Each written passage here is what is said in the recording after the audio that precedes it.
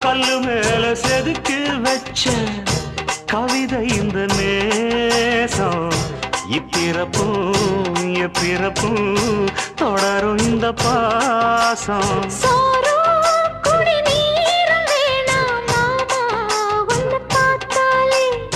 ஆரும் பசியாரும் தானாச